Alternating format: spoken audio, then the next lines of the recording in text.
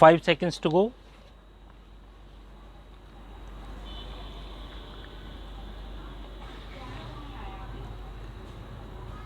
Start. Unlike natural calamities that are beyond human control, avoidable disasters resulting from human error or negligence prove more tragic and completely imbalance the intergenerational equity and cause irretrievable damage to the health and environment for generations to come. Such tragedy may occur from pure negligence, contributory negligence, or even failure to take necessary precautions in carrying on certain industrial activities. More often than not, the affected parties have to face avoidable damage and adversity that results from such disasters.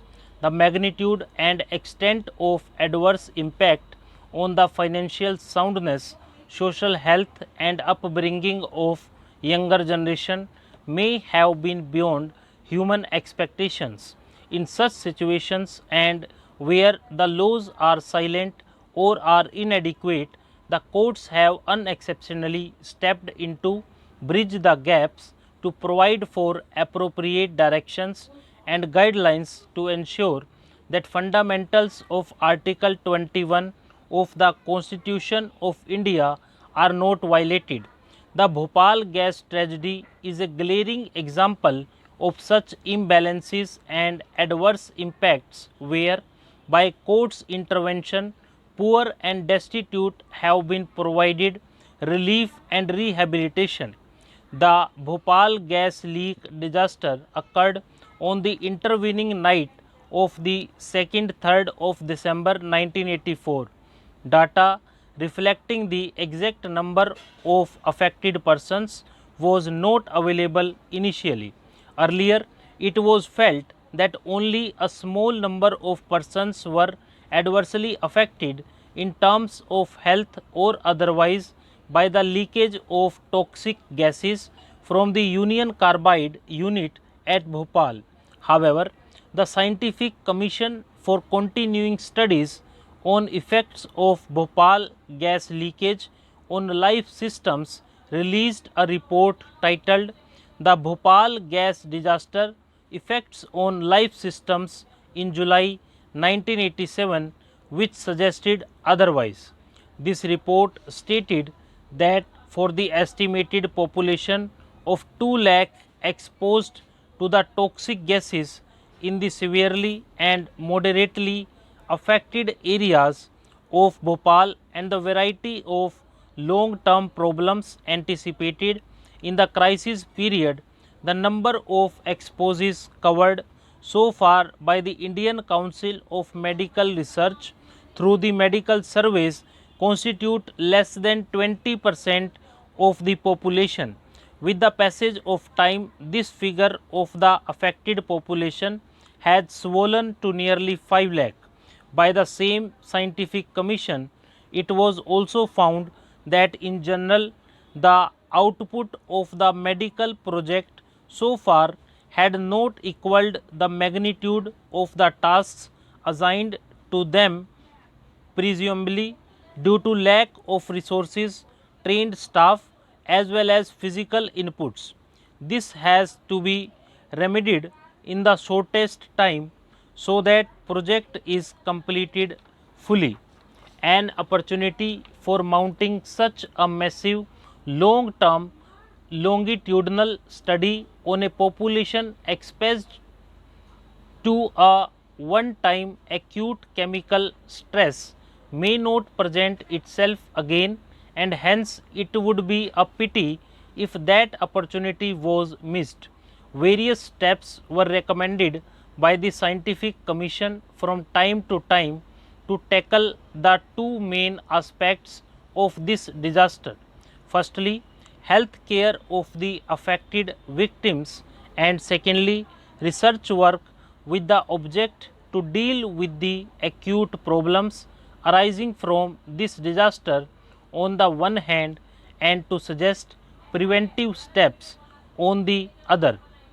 Writ petition number 50 of 1998 was filed by the Bhopal gas sufferers as a public interest litigation under Article 32 of the Constitution.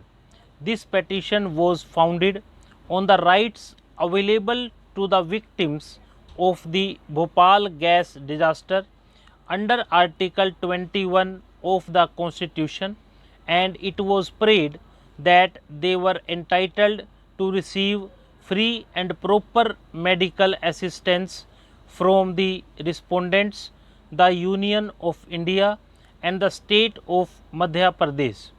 It was also prayed that the respondents be directed to take effective steps in that regard, which inter alia included providing of free medicines and preparing a detailed plan of medical rehabilitation that ensured the availability of basic medical facilities to the gas victims. Lastly, it was also prayed that the ICMR be directed to resume and conduct research studies and to make public the reports published by it so as to provide the basic ground for issuance of appropriate directions by this court. This court has been passing various directions right from the filing of this petition and has directed certain effective and positive steps to be taken by the Union of India as well as the state of Madhya Pradesh to ensure providing of appropriate medical treatment to the gas victims.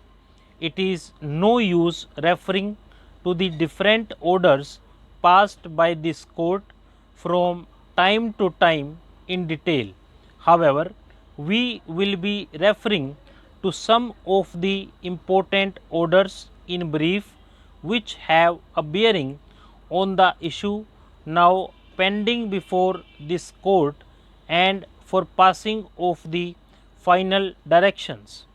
To begin with, the ICMR had undertaken certain research works immediately after the Bhopal disaster and appropriate steps had been taken as claimed by the state and the central government to deal with the medical problem of the gas victims.